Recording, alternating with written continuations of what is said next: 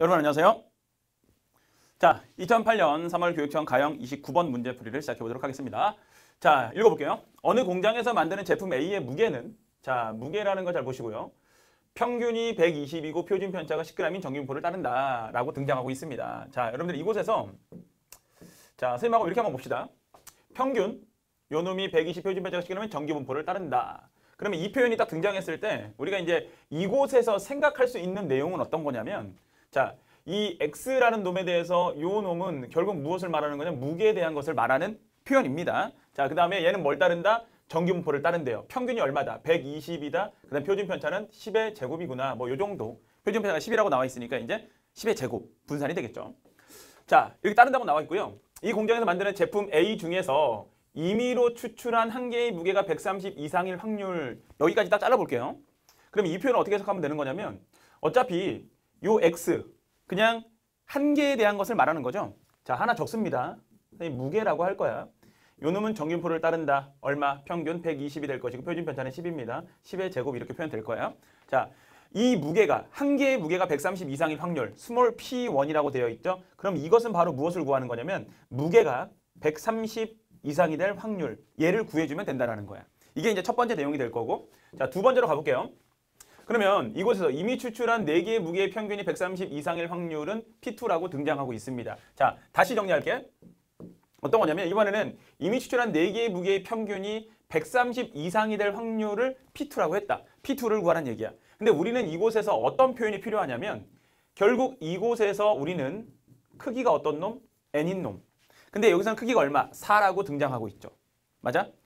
그놈에 대한 표본 평균에 대한 정규분포는 무엇입니까? 마찬가지로 평균 120이 될 것이고요. 자, 자연스럽게 이곳에 들어가는 거는 그냥 계산 때려버립시다. 이곳에 등장하는 얼마? 네, 이 100이라는 놈을 크기 4로 나눠주는 게 되겠죠. 그래서 가볍게 얼마다? 5의 제곱이다. 헷갈리는 친구들은 그냥 써놓으세요. 무엇입니까? 요 놈.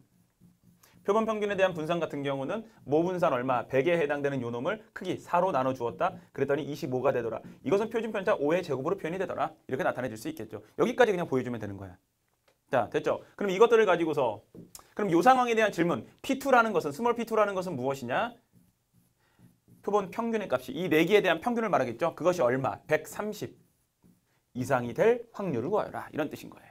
그래서 우리는 가볍게 뭘 해줍니까? 이제 표준화를 시켜주는 거죠. 요 놈은 무엇이냐?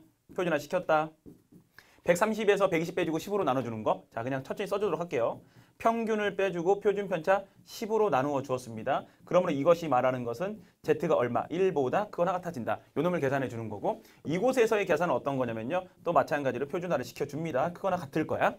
130에서 똑같이 뭘 빼주는 거고 120을 빼주는 거고, 이것을 무엇으로? 표준 편차 5로 나누어 준다. 그랬더니 요 놈이 얼마가 되더라? 이번엔 Z가 무엇보다? 2보다 크거나 같아지더라. 이것이 스몰 P2가 될 거란 말이야. 그러면 이제 요 놈들을 우리가 가지고 와서, 자, 이곳에서 그냥 천천히 얘네들을 가지고서 계산을 해봅니다.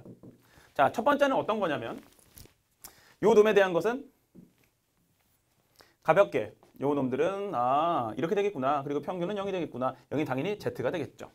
그럼 이것을 가지고서 스몰 P1과 스몰 P2를 선생님이 이제 비교를 할 거야.